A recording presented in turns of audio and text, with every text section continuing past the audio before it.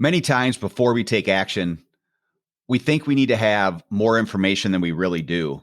We think we need to learn more, read more, study all aspects of it. But this week's guest is a perfect example of putting your head down and just start executing, and the rest kind of takes care of itself.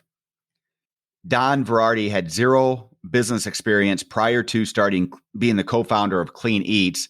And in a short time of 5 to 6 years, he has now taken it to over 70 locations. I think you're really going to enjoy hearing his story.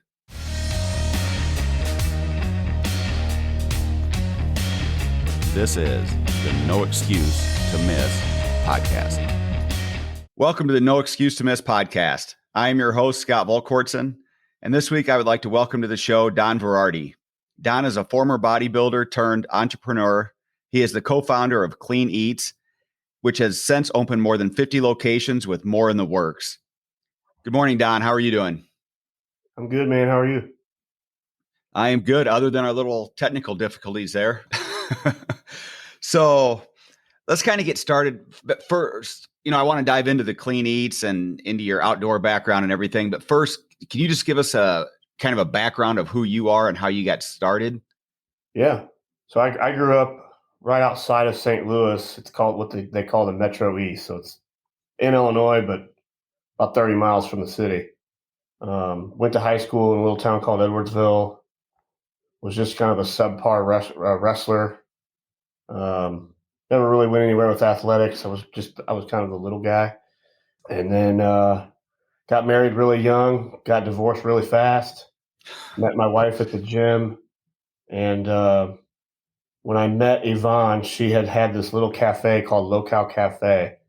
And she had opened it 4 or 5 days prior to me meeting her. And she was friends with another mutual friend of mine in the gym. And we went to check this little brand new cafe out in this little bitty town. I mean, this town, you're talking 1,200 people max, if that. And we went and checked it out. And just getting to know Yvonne those couple of days, I mean, I was hooked. Guess that's a good way to put it. I was hooked. But so I just kind of kept going back to her restaurant, and eventually we started dating. And my dream was always to open a sports bar. Back then, 2009, I don't think the big bars that you see now with all the TVs, and you can go sit down and have a meal and watch 55 TVs. Those didn't exist back then. But growing up in St. Louis, sports is a religion. I was just baseball and hockey there, yeah. So, and that's back when the Rams would have been there at that time too, weren't they? Yep. So my dream was always to open, a local sports bar, because those were huge back then. They were kind of all, every little town had their own little centralized sports bar that everybody went to go watch games at. And so that was always my dream. And then, I started bodybuilding and started personal training on the side as a carpenter. And I started doing like diets and stuff for clients and things like that. And then when I met Yvonne, it was just kind of weird that, we were both kind of doing the same thing without knowing each other. And then, back then, social media wasn't a thing either. Yeah. I think MySpace was the big thing then. Facebook was brand new. I don't think Instagram even existed then. If it did, it was brand new. And so, seeing what she was doing, I instantly had an attraction to it because I was already doing it, and then I kind of lived a different lifestyle, is a good way to put it. I tell people at our discovery days, had I not met Yvonne when I did, I'd be dead or in prison. And I really, truly mean that. The path that I was going down was not a good one. So, hanging out in bars and drinking a lot and doing other drugs and things like that, meeting Yvonne was kind of a very big change. You know what I mean? I always tell people it was, I met a woman who had her shit together and had goals and had, a vision, similar to mine, that I didn't have the balls or, the thing inside of me to actually pull the trigger and do it. So were you kind of living that life as you were trying to do the bodybuilding thing too, or are those two separate periods? A little bit. You know what I mean?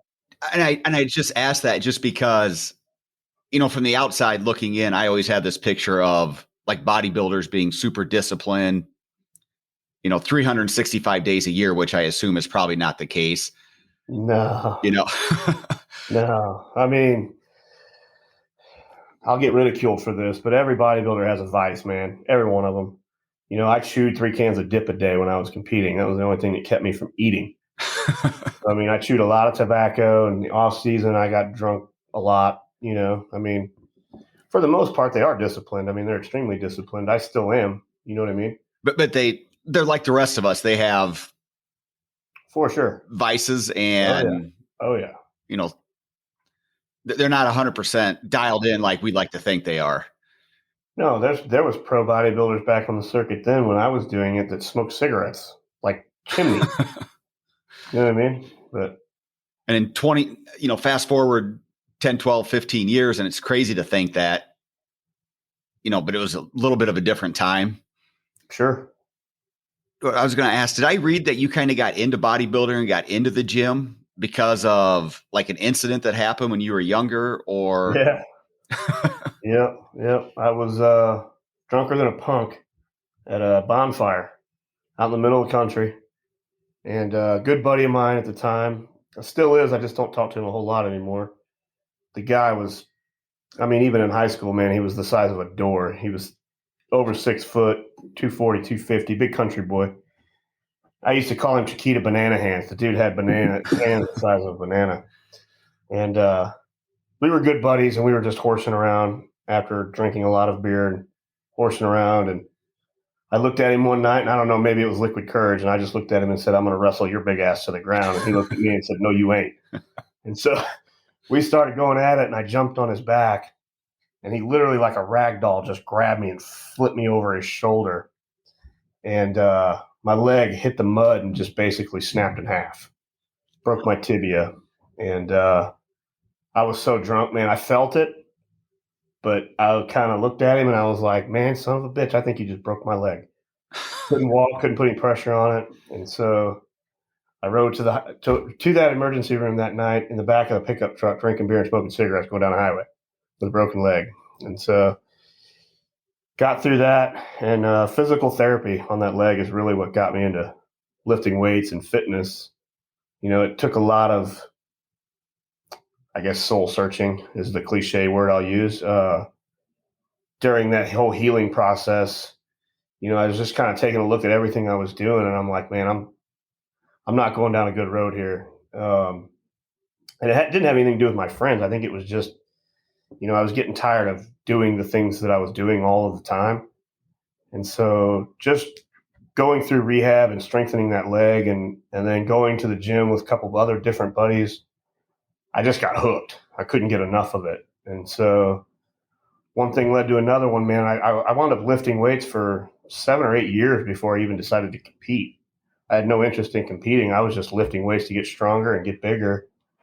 And realized I was kind of, I don't want to say blessed with good genetics, but they didn't suck either. So I kind of thought I had a realistic good shot of doing well at that sport. And I did. I did okay when I was doing it. So the first time I competed was in 2009, late 2008, early 2009, something like that. But yeah, that's long story short. That's how I got into it. Well, and it's interesting now, you look back and, like you see a lot of bodybuilders recently, it seems like, have unfortunately passed away.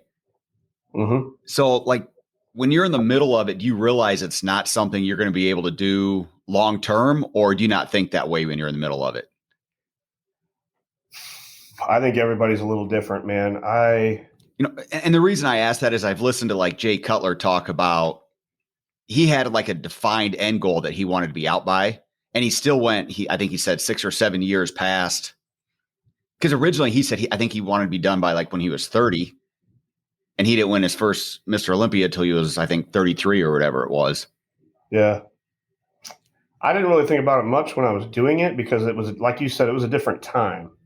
And so there was a different nostalgia to the entire sport back then when I was doing it.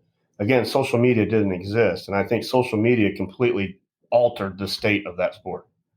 Back then, Muscular Development, Flex Magazine, that's how you followed along with the guys that were on the pro level and even the national level. That's how you followed them. There was forum boards online. We didn't have Instagram. We didn't have Facebook. We didn't have any of that. So, once those things came out, I think it put amateurs on a level playing field with pros and big time national level guys. And it just, in my opinion, killed the sport because it took away that nostalgic, I want to get to that level. Okay. And then I think just over time, they've lowered the bar for what it takes to get to that level. And it's just not the same anymore. It's not as competitive. It's just, and I think just things have gotten more expensive.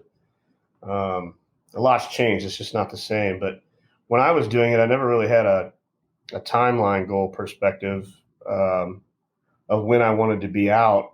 I think I just got to the point where, obviously drugs were involved for me. I was using steroids. So I think the last show that I did was, they call it Masters Nationals, or North Americans is what it's actually called, in Pittsburgh. And I went and did that show with my wife. And I can remember being backstage, and I was already getting to the point where I think I had tapped my genetics. So for me to go to another level, I would have literally almost damn near had to kill myself with, using the drugs I was using. And I was backstage, and they called my weight class, and I got up with about 15 to 20 guys, and just looking up and down the row and looking at the shape these guys were in and the size these guys were, and comparing them to myself, which is, it's a big no-no. They'll always tell you, don't mind fuck yourself when you're getting ready to go out and do that stuff. And I knew that I would never do this again. I knew that was the last time that I was going to stand on a stage, because I told my wife, I'm like, there's just no way. This sport isn't worth it. I don't want to put myself through that. And then it also happened to be the exact same time that her and I moved to North Carolina and decided to franchise our brand. Clean Eatz had been open for 2 years by then, and we had made the decision to franchise. And I'm like, I don't want to keep going down this road and try to franchise our business at the same time. It's not going to be healthy. It's not going to be a good way to go about doing it. So that show was my last one. I hung them up after that and never did it since. Interesting. So let's kind of dive into that. So you said Clean Eatz you started it 2 years prior to you quitting the bodybuilding. Mm-hmm. How did you guys come up with the idea of Clean Eatz? Or, because now there's like all sorts of different like meal delivery services and meal preps type services around. Sure. But back then, I don't remember really. I'm sure there were, but I had never heard of them. Man, they were few and far between back then. So, like I said, Yvonne started Low Cal Cafe in 2009, literally days before I met her. I can remember going there.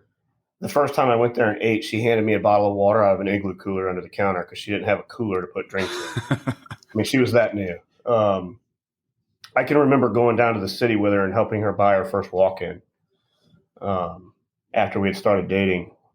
It was it's a crazy story. Our background story it's crazy.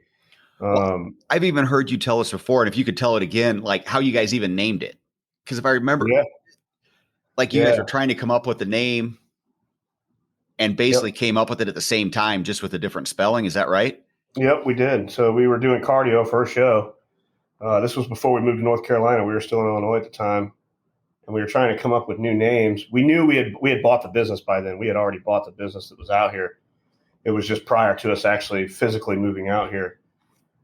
And we were doing cardio one night at the same time. She was in one room and I was doing cardio in another room in our apartment. And we were both writing down names in a notebook. And I come running in the room where she was on a stair mill. And I said, I think I have a name. Sounds great. And she's like, I think I do too. And we were like, all right, same time. And we flipped the notebook around and we had both written down Clean Eatz. We just spelled it differently. I spelled it with an S. She spelled it with a Z. And we decided to go with the Z because it was so different. We were like, nobody will ever, mimic that name. Yeah. And so that's what we wound up. That's how the name came about. So when you guys got started, did you start that with the idea that you're going to franchise? No. So the No. reason I ask that is the one thing I wish I could go back in our business and do is have systems in place from the get-go. So did that have to like change? Oh yeah. Yeah. That was a big hurdle. I could play devil's advocate on what you said and say that I don't think that you need to do that. I think that's kind of what makes your business to a degree. Yeah, I mean, we started it as a little mom and pop restaurant, just like locale. You know, when we moved out here, we came out here with one purpose and one purpose only. It was to be by the beach, you know, because going back a little bit, Yvonne had melanoma. And so when she was cleared of that, we were like, man, we're getting the hell out of the Midwest. We're tired of living in St. Louis. We're tired of dealing with the winter. You know, I needed a fresh start at my entire life. You know, I just wanted to get away where nobody knew me and start completely over. So that's what we decided to do. We went to Florida a few times and then finally wound up in Wilmington. And our family thought we were absolutely fucking bonkers. You know, our family and friends thought we were crazy. You know, because to be honest with you, at the time, Yvonne and I had only been together a year. You know, we were actually legitimate business partners after we'd been dating for like 5 months. Oh, Which wow. was absolutely absurd. It was just absurd. People didn't do that then. I'm sure they chalked that up in the book of bad ideas if you were giving somebody advice. Oh, yeah. I mean, fast forward, it worked out for you guys, so that's awesome. But yeah, so we came out here wanting to be by the beach.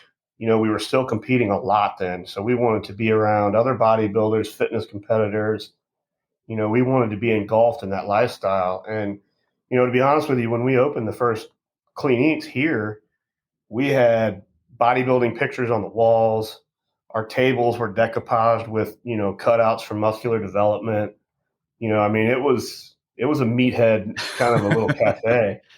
And for some reason, man, I have no idea why, but it was just people flocked to it like glue. We were right across the street from a Gold's Gym that was really heavily, you know, there was a lot of people there that competed and trained hardcore. So those people gravitated towards us. And the college was 2 miles down the road. So college kids kept coming in to eat, you know, and just different people from all different ages and walks of life kept coming in to eat. And they didn't really care about the bodybuilding things on the wall. The competitors did. It was kind of an inside joke around Wilmington that everybody wanted their picture on our wall. It was kind of like a claim to fame, I guess, locally. You know, all of the local people, when they turned pro, they wanted to sign a picture and bring it to us and have it put on the wall. It's kind of cool. That's awesome. But yeah, I mean, we decided to franchise in January or February of 15. And we kept having these guys come to the restaurant and asking us, what are your 5-year goals? What's your 5-year plan? And I mean, I was a 30-year-old bodybuilder, man. I didn't really care. And I was kind of an asshole. You know what I mean? I was like, dude, I don't know. Like, why are you asking me that? And so we wound up going to a local restaurant place here in town because we wanted to open a second location. And we're like, okay, if we do it this time, we want to do it differently. We want to do it legitimately. Let's lay it out exactly the way we wanted to. You know, again, bodybuilder mentality. We wanted to have a little supplement spot in it. You know, we wanted to do that whole 9 yards. And we went and talked to the guy. His name was Bill. And ironically, our office is right across the street from him here. So we went in there and started talking to him. And he was like, guys, I don't want to tell you what to do. He goes, but you really need to think about franchising this before you open a second location. He goes, I really think you got something here. He goes, I want you to call this guy. He's a buddy of mine. And he slid a business card across the table to me. And I kind of looked at Yvonne, and we had been talking about it. We just were like, man, I don't know. I don't know if that's what we wanted to do. You know, like, again, at the time, meal plan companies weren't real big. So we were like, you know, we don't really have to do it. We were kind of arrogant about it. And so we said, okay, let's think about this. Well, I don't know if I've ever told you this story, Scott, but, you know, that same day, Yvonne and I leave that guy's office. We get in our car, and we're pulling out of the parking lot, and I get a phone call from Brian Teach. You know, I'm good friends with the First Form guys there in St. Louis. Well, back then, around that time, you know, First Form had just started, but they had grown to a size that if you were from St. Louis, they weren't really big nationally yet, but in St. Louis, you wanted to be a part of that. You know what I mean? I mean, you know that now just because of who they are and what they've done, which is incredible.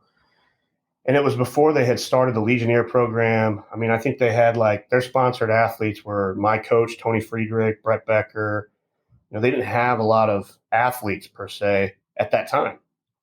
And Brian called and said that my name had came up in a couple of meetings and asked me if I wanted to be sponsored by First Form, which had always been a goal of mine the whole time I was competing. I was like, man, I can't wait to be sponsored by these guys. Brett and Tony are sponsored by them.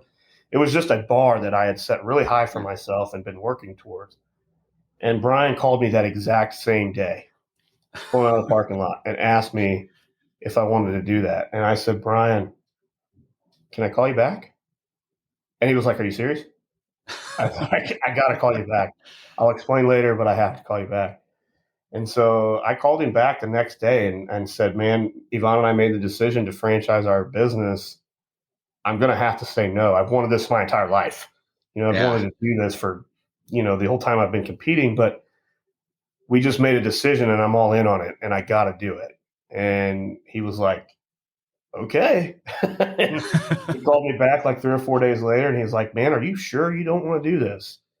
And I said, I'm positive, man. I gotta go all in on our own brand and follow through with what Yvonne and I, are going to do here. And I know how you guys operate. You're going to want 110%. And I'm not going to be able to dedicate that if, we decide to franchise this cafe.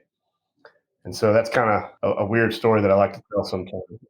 Yeah. I had never heard that story, but that's crazy that, well, one, it speaks to you put in the universe what you want to happen, but then after it finally happens, having the confidence in yourself to be like, no, we're going all in on this new venture. And it actually worked out, man. I was very blessed because the relationship that I've had with those guys for so long, we became a retailer. We've been a retailer of theirs for, oh man, long time, since the very early days of our brand, way before we franchised. Sal and Brian came to our 1 year anniversary of Clean Eatz. And, we started retailing with them shortly before that. And we've just they've been great partners of ours and we've been good partners to them. And, I've kind of been able to have that relationship with them in that way. And to me, that's been a little bit better because they've been mentors to me and Yvonne. They've kind of helped us out. And the one thing that struck me when I went and toured First Form earlier this year is the culture they have in their building. Sure. You only have to be there for 30 seconds to know that you've walked into something different than most businesses. Oh, yeah. So that makes me wonder with yours, and when you started franchising and, obviously you and Yvonne can't be in every single location every day. How did you build that community and culture to make sure it stayed the same from one location to the next? It's been a tough battle, man. We still battle it to this day. I mean, part of the reason I asked that is we battled that when we built a separate facility to do all of our manufacturing in, and we just had people in 2 different buildings. Sure. So I can't imagine once you franchise into 10, 20, 30, 40 plus locations. Yep. We have 70 of them now that are open, and it's a constant battle. And I say battle not because our franchise partners are the problem. They're not. We don't have a culture issue to where people don't want to, they don't want to follow our systems and be a part of the brand and the mission. I use the word problem that we still battle with is how to keep that going and how to scale it as we're going.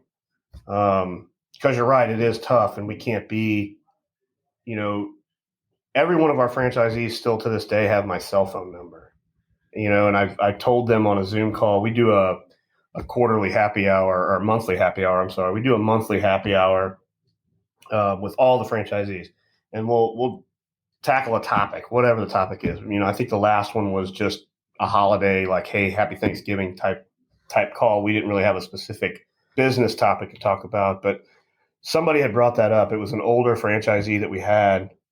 She said that we were going around and everybody was kind of saying what they're thankful for. And, one of the older owners who had been with us. These girls have been with us since the first year we were a franchise. I think they were the 6th or 7th franchise partner we had. And she said, what's really cool is we've been around for so long and we've seen the growth from day one.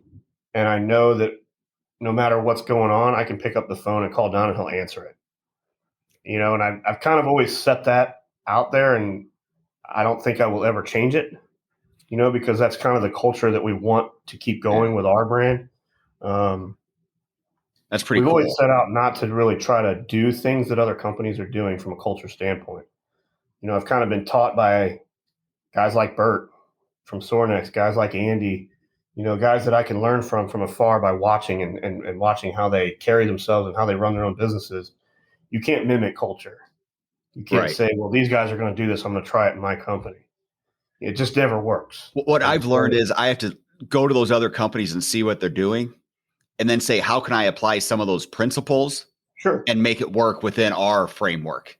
No, absolutely. Like you said, you can't just take it might, if you do that, in my opinion, it might work for a very short time, but that's a quick fix. That's not changing culture. That's copying what somebody else did. Exactly. And so the biggest thing for me and Yvonne, the one big thing that we've always set out from day one since we've been a franchise is family.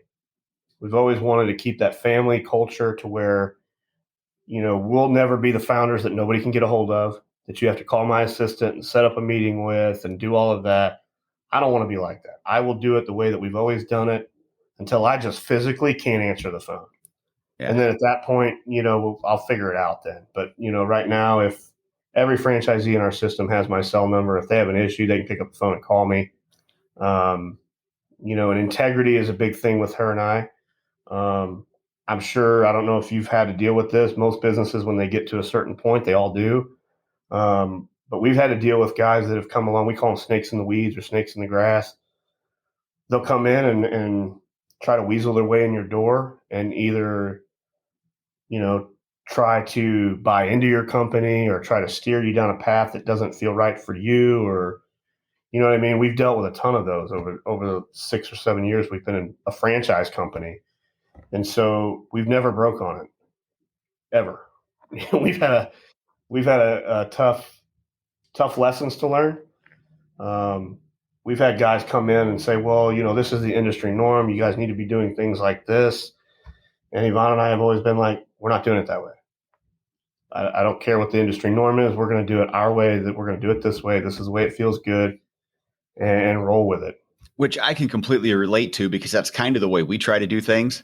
Yeah. It's why I spend so much time, a lot of times, looking at things that are going on in other industries, not necessarily ours, because I don't want to be like every other company that's, it's hard to stand out if you're just doing what everybody else is doing. So I guess one question before we dive into another area is, for those that don't know, what exactly is Clean Eats? I mean, I know when we talked, it's a meal prep service, but just to kind of elaborate on that for people listening that might not know. Yeah. So Clean Eats as a brand is actually 2 companies. So we have Clean Eats, which is the restaurant franchise company that most people know about. We have 70 open restaurants all over the country, as far west as Phoenix, Arizona. And they have dine-in, carry-out. I mean, it's a quick-serve restaurant. And, obviously we specialize in prepackaged meals. So the restaurants have a weekly meal plan that rotates once a week. And every restaurant in the country has the same menu every week. It's kind of what separates us. And I dare anybody to try and mimic it. Sometimes I want to give it up. So we have that, which is growing like wildfire. And then we also have Clean Eats Kitchen, which is just basically a distribution company. So we ship meals all over the country too, to wholesalers, to retailers. We do direct to consumer shipping. So you can have meals ordered to your house if there's not a franchise location in your area. We have government contracts with the military, NCAA contracts with D1 universities. So we're one brand, but 2 different kind of divisions of companies. Do you have a goal in mind of how many stores you would like to eventually get to? Not really. Not really. We get asked that a lot. I don't really have a benchmark as far as stores go. People ask, will we ever sell it and get out of it? Maybe someday, but not until I'm not having fun or enjoying it. The day I wake up and have coffee and say, you know what, I'm tired of doing this. If I start having those thoughts, okay, well, then maybe it's time to let somebody else take the reins and do it. But I love what I do every day, so Yeah. I'm not going anywhere anytime soon. So yeah, I can't complain about that. Yeah. I want to get into like your love of the outdoors, but I don't want to gloss over. There's one other thing I read is that you guys do the We Change Lives challenge. Sure.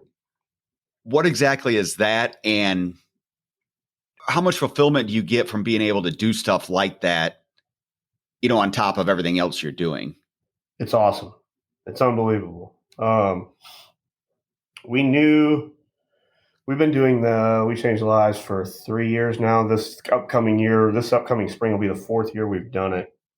And, other companies had done like transformation challenges and athlete searches and,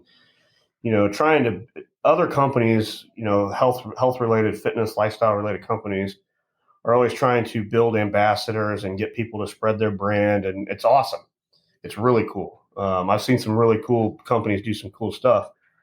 And we decided that we wanted to do something, but we were like, how can we make it different? Obviously, you always want to be different than everybody else. And the way that we decided to do it was, okay, well, what's the mission behind it? Why are we doing it?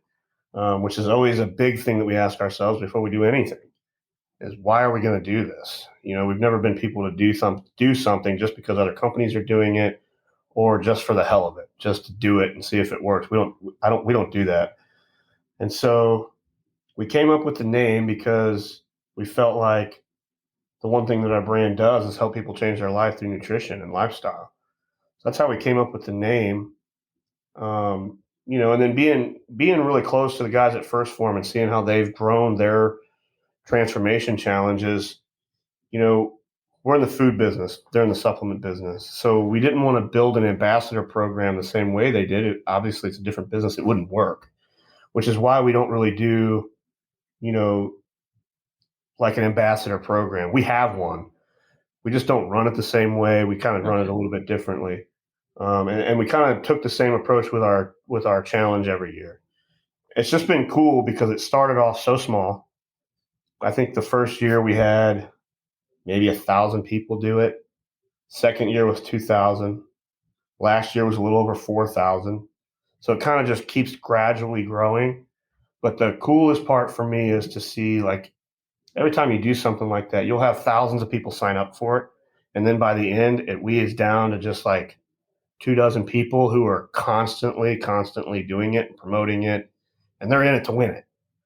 And that core group of 2,000, 3,000 people, however many it is, those are the people that become like lifetime fans, like very loyal customers, and you actually get to know them. And we've just constantly built on that very small group of people every year. And, we were just in St. Louis the other day, and Nicole and her husband, Ed, met us for dinner.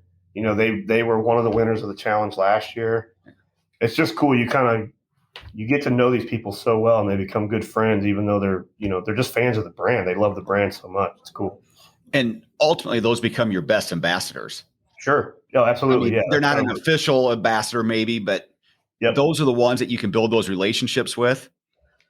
And that's who some of the people that we started working with, even if it was initially on like a paid basis or whatever it was, we've now become very good friends with them. Oh, absolutely. And those are the relationships that, to me, help drive our brand. Yep. Or any brand for that matter. And that's kind of how we do our ambassador thing, with the kitchen, with Cleany's Kitchen. It's hard to do it on the restaurant side because every restaurant's in a different area. Legally they're a separate entity, so it's kind of an accounting thing there. But on the kitchen side, some of our best ambassadors, and the bulk of them, I personally just have a personal relationship with them. We've been working with John Mulligan, the archery guy. I met him through the Sornex guys, through Brandon, and Jenna Fale's been with us forever. they're just people that I've known forever and that have loved Yvonne and I and the brand. And that's just who I chose to work with. Doesn't really mean that I didn't want to work with anybody else. It's just kind of, that's just how we've done it. And I think that comes through when you see like their post or when they talk about your brand or when they talk about to me, it comes across differently than just a paid, paid spot. You can tell when somebody's passionate about what it is and they're really behind it, which is what I think Andy has always done so well at First Form, the way he does his thing. And, obviously the same thing with Sorinex over there with Bert and his guys. Yep. He does it so well. Even his, you'll catch his team, his employees, everybody are always, using their hashtags, Yep. So yeah, I've taken a lot from him. I've taken a lot from watching you, from Andy, different guys. But I'm going to kind of transition into a different area. Sure. And it's how we met was through the Sorinex Outdoors Winter Strong. If I understand correctly, you were a big outdoors, big hunting person when you were younger and then kind of got away from it, but now have rediscovered it. Is that right? Close. I wouldn't say I was big into the outdoors when I was younger. I had done it a few times. Kind of like a lot of people in the Midwest. Yeah. Yeah. And honestly, that's kind of why it means so much to me now, is because I grew up there and, for 20 plus years growing up there, I kind of took it for granted. You know what I mean? I never really took it seriously. It was never really a big passion of mine. All of my buddies and guys I hung out with, they always hunted. I love to shoot. I love to shoot skeet and stuff like that with those guys. I was in a gun club and did that for a little while, but the hunting part of it was just never something that really connected with me. And I think I was blinded by other things I was doing to actually see it and enjoy it. And then just coming out here and growing the company and needing an outlet, a healthy outlet, I guess is a good way to put it. I started shooting with some guys here locally, and they're all big outdoors guys. And then getting connected with the Sorinex guys and getting to know them over the past 4 or 5 years, it just kind of came back to me and really stuck like concrete this time. And now, I mean, I'm sitting here now and it's Wednesday and I have to go to Dallas tomorrow and I'm chomping at the bit to get back so I can go get in the woods. Well, and I think I saw a post from you the other day where you and Yvonne were out there together. Yeah, that was awesome. And you mentioned like, I never thought in my wildest dreams this would be where I'm at. Yep. And, you just talked about how cool that was to be able to share that experience with her. Yeah, she caught me off guard. We were out at our farm and that morning she goes, is there room in your stand for 2 people? And I'm like, one of them is, yeah, why? And she said, well, I might go sit out there with you. And I was like, I almost fell backwards out of my chair. I was like, oh my God. Yeah. And it was cool. We sat out there for an hour or so. And then right towards last light, this little spike buck comes trotting down the trail and stands 20 feet from us and eats for 20, 30 minutes. I mean, obviously he was too small. I wouldn't have shot him, but for her to get to see that and be that close and see it was really cool. Yeah. And I think there's something just about being out, especially as connected as we are now with phones and absolutely, social media is part of our work. It seems like there's just something about being able to go outdoors and get completely disconnected that I think probably means more now than it has, at least for me, more now than it has ever. Oh, absolutely. Yeah. That's everything. You know what I mean? That's really the only time I get to disconnect and completely kind of, quote unquote, go off the grid is when I'm out there hunting. I can put my phone in my pocket and I don't have to get it out and deal with it. Yeah. Cause even like if we, as business owners, if we go on a vacation, you're still connected, answering phone calls, checking emails more than likely. Not only that, just being out there and enjoying nature. Yes. Just kind of taking in and admiring things that you never really noticed when you were a young kid or took for granted. Well, I know, like for me personally, I read after reading Comfort Crisis by Michael Easter, he talks about how it's okay to or you have to embrace boredom.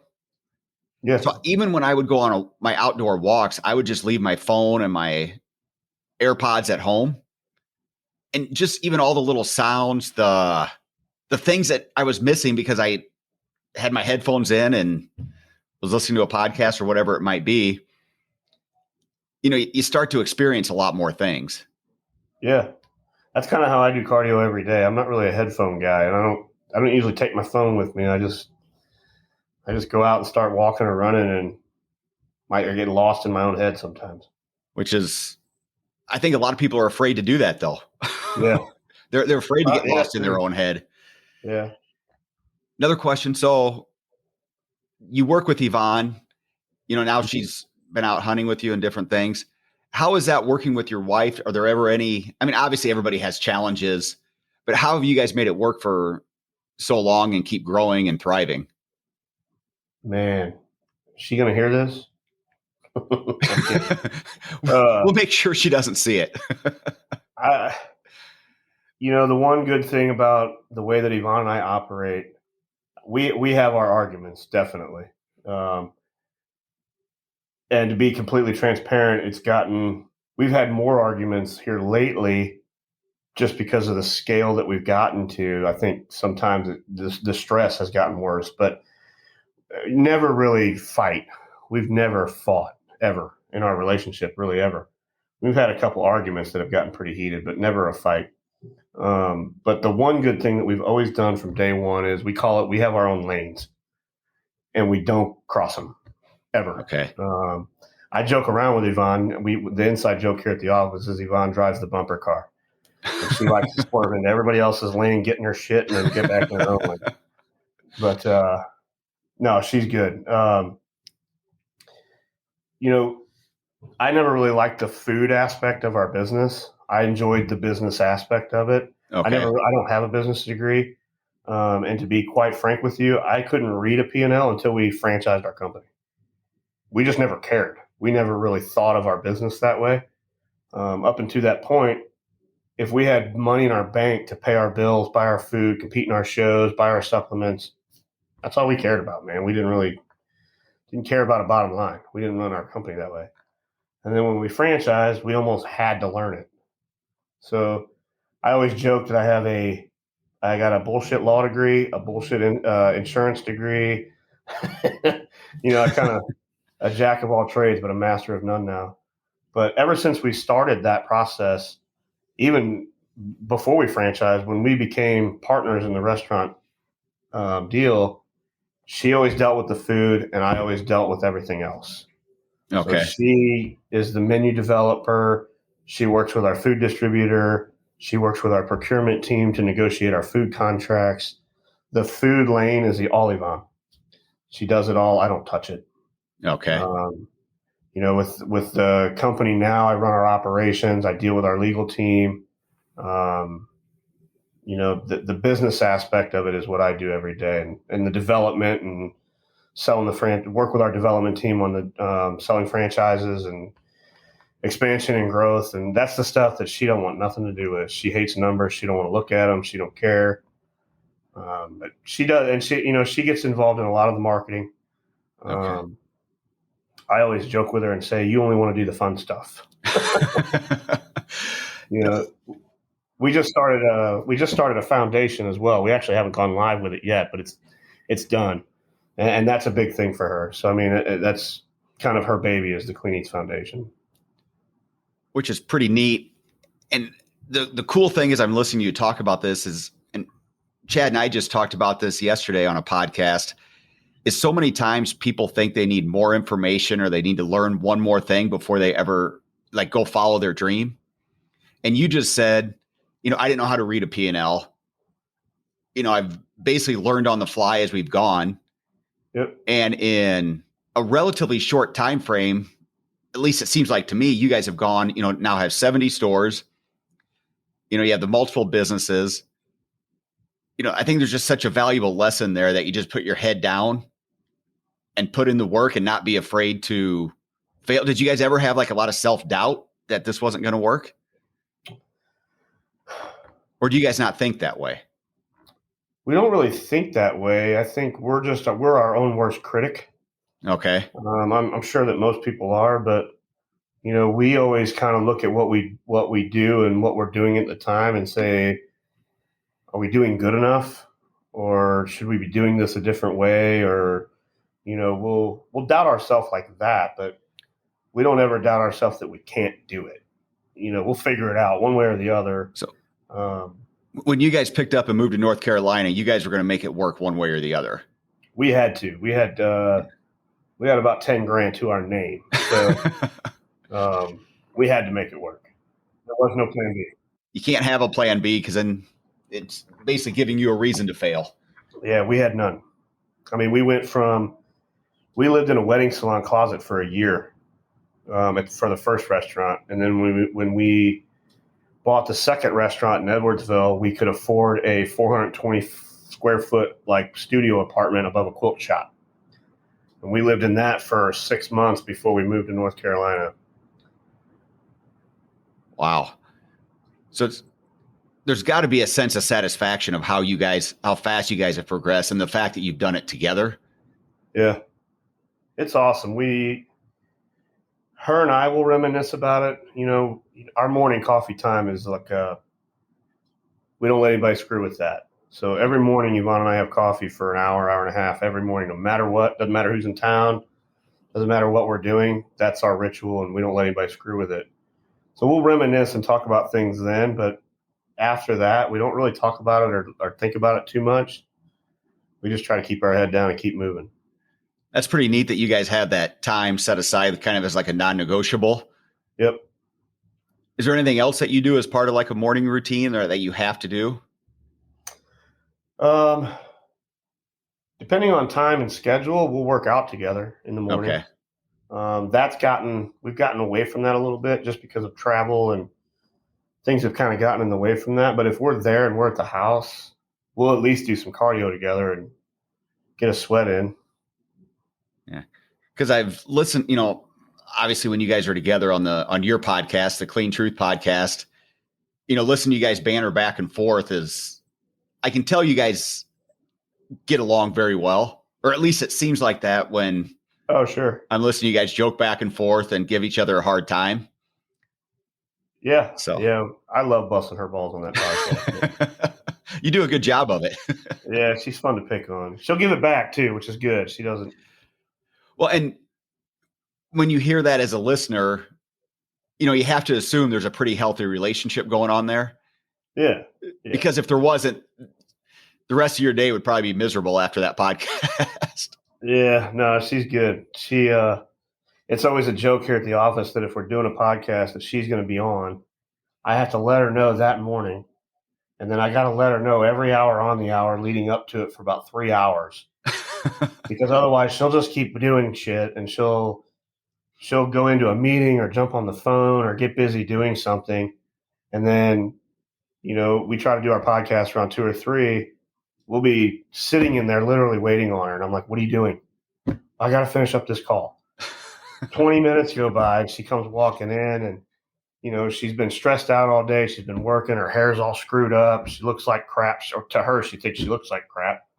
And then so we'll sit down, we'll record the podcast, and then she'll see the video of it. And she's like, why did you let me do that? I look like crap. And I'm like, you knew we were doing this podcast at 9:00 that morning. You could have stopped an hour beforehand and set that time aside, got yourself together, and been completely ready for it. But you waited until literally 2 minutes before you had to be in there. She's funny, man. We like to give her a hard time. Yeah. Well, for those out there, you got to listen to the Clean Truth podcast. It's very entertaining. So yeah, Chad and I were just talking before we came on here. It does okay. I mean, we enjoy doing it.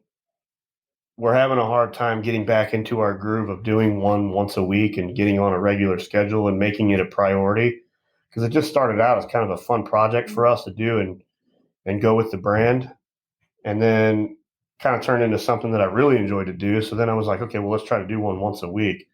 And there for months, we were doing really good at it. And then we just kind of got busy and got sidetracked. And I've been really bad lately about being very consistent of putting out episodes. Yeah. So. And it's hard to do, but I'm like you. I enjoy doing it. One, I get to talk to amazing people. I get to listen to their stories and learn Sure. from them. But it takes a lot more time than just the 45 minutes or an hour that you record. By the time Yeah. you line up schedules with other people, Oh yeah. Yep. got to do some sort of preparation. Oh yeah. There's a So lot of work that goes into it. I think yes. everybody wants to start a podcast and do one. I think they underestimate the work behind it. Well, obviously, as you could tell by the way we got started, I could barely start my own equipment. So I was joking around before this. We have problems every time we do a Zoom call or an interview like this. Seems like the links never work, and there's always a technical difficulty. yeah. So I have one more question for you, and I think you may have answered it earlier, but I always feel like behind successful people, there's like, if they look back, there's can be like one thing that's happened in their life, which even when it happened, maybe seemed like the worst thing that happened in their life or the best thing, whatever it might be. But that it's that one thing they can look back to that kind of completely altered or changed the course of their life. Yep. Can you point to something that has done that for you? Absolutely. I don't know how much detail I can go into on it, but I signed an agreement for a consultant. I'm using my fingers in quotes. Back in late 2015, early 16. I don't remember how many franchises we had open at the time, maybe 6 or 7. It was with a guy who we put a lot of trust in. And come to find out was nothing of the sorts, is a good way to put that. And so I was pretty young and arrogant and thought I knew everything and put my signature to this agreement. And I had gotten some advice from an attorney. It was actually an attorney that we hadn't hired yet, because at the time we didn't have a legitimate franchise attorney. We were broke. We didn't really have the money to go hire an attorney at $400+ an hour, to have on a retainer. Yeah. So I basically redlined this agreement myself, thinking that I had the capability to do it. And, this guy was with us for less than a year, and we had some major, major things happen. Those are the things that I can't really get into, but long story short, we had to sever this agreement with this guy, and it turned out to be a catastrophe. We got in a lawsuit. We wound up having to settle with this guy, came really, really close to losing our entire company over it. It was a very, very stressful situation. So that was where I learned to eat an entire humble pie in one bite, one flipping bite. Just now I will never put my signature to another document before my attorney says, go ahead and sign that. That was the first lesson I learned. Yeah. But the overall big picture lesson that I think you're asking about is I've never been the guy that just thinks that I know how to do everything. So if there's something out there I don't know how to do, I have zero issues in going and calling somebody and go, hey man, I don't know what I'm doing here. Can you help me out? Ever. Yeah. No matter how big we ever get, we can get to the size of Jersey Mike's or McDonald's. I just, that instance, I always kind of make a subtle joke to everybody. I've made 2 big mistakes in my life. The first one was getting married the first time, and the second one was signing this agreement. That's so valuable, but I can see that because I always tell the story of how when I was younger, I always thought I knew our business better than anybody else as far as everything, the legal side of it, everything. Yep. And it wasn't until I got into my probably mid or late 30s that I'm like, if I go out and ask people that specialize in these things, whether it's an attorney, a marketing guy, whatever it is that are experts in their field, I can learn a whole lot. I don't know near as much as I thought I did. And to be honest with you, man, I think I learned better that way. We have a business partner in the distribution company in Clean Eatz Kitchen. Yvonne and I have a partner, and he is actually one of the guys that was part of the company that got us franchised. He's a younger guy, went to college here, very, very intelligent dude, great guy. and he's an entrepreneur to the bone. He's worked in franchising a couple years prior to us meeting him, and he's the type of guy that when he doesn't know anything, he's smart enough to go educate himself on it and pull it off and do it. Whereas not too many people are like that. Those people are very rare. And I know I'm not one of them. So, I mean, I know that if I don't understand something, I have to go ask for help or it's not getting done or I'll screw it up or drop the ball and make a major mistake. And like to your point with the legal documents, they're not really written in the plainest English. No. So I looked at those and it was like you, it wasn't until later on, I'm like, we need a business attorney that looks at every single thing we sign. Yep. And it's easy to say, oh, it's not that big a deal, or I can figure this out. I don't want to pay the attorney fees this month. Yep. But I'm guessing, I don't know your full story, but I'm guessing it costs you way more money on the back end to get out of it than having gone through your attorney on the front side. Yep. Cost us a lot of money, almost cost us the entire company. But in hindsight, I kind of, I try to see the silver lining in this whole thing. And one of the things that I actually enjoy about my job and about what I do in our company now is, one, I work with our attorney on everything that we do. And I was actually joking with Chris Klein at First Form at their office when we were there the other day. We were kind of joking back and forth about a couple different stories. And, I made the joke to Chris. I said, I think I would have been a good lawyer.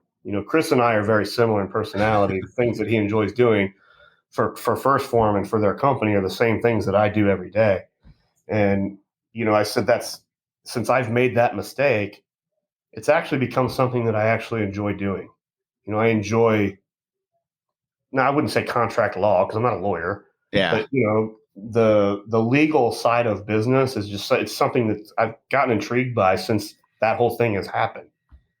So when we get ready to do things as a company, my first mindset is, okay, well, what's our liability? And so it's just kind of I don't know. I enjoy figuring that out.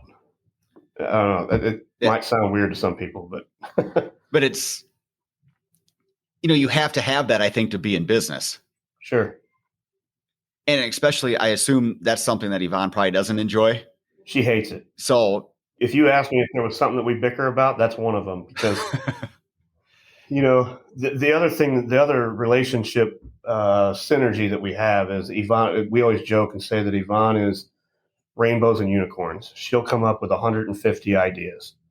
And then I'm the reality bubble that'll bring those 150 ideas down to reality and say, okay, Yvonne, out of your 150 ideas, here's 3 of them that we can actually execute on and do it. And then she's like, okay, well, help me figure out how to do that. And so then we'll get to work from there. And then my first instinct now, especially going through all of that, is, okay, well, what's our liability as a company by doing this? It's the first place my mind goes. And it drives her crazy. She's like, why do you always have to do that first? And I'm like, why can't we just figure out how to do it? And I'm like, because if I don't figure out our liability, there's no point in doing it. If it's something that's going to get us in trouble, don't waste your time trying to figure it out. So that incident in 2015 has been a game changer for you. Complete game changer. Moving forward. And a credit to Yvonne for being able to take those 150 ideas and have somebody bring 3 back. Yep.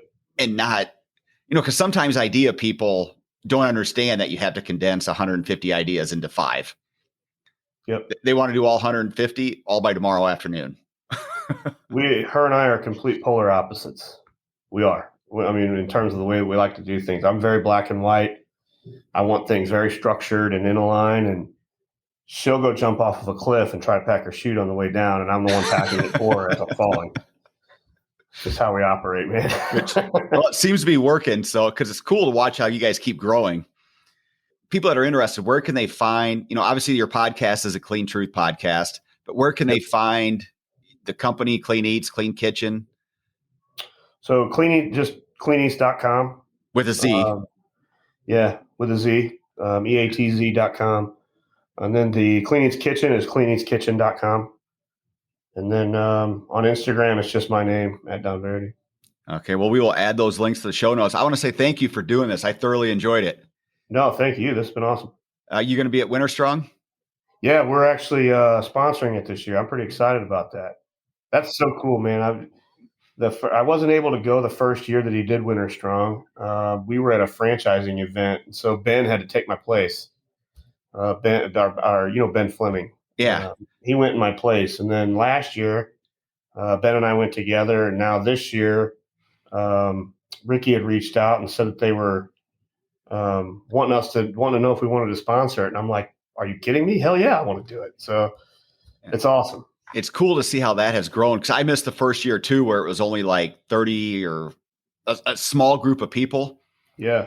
And then I was there the 2 years ago, and then last year. Yep. And last year was so special because it was kind of the first event that had, at least for me, that had taken place since COVID.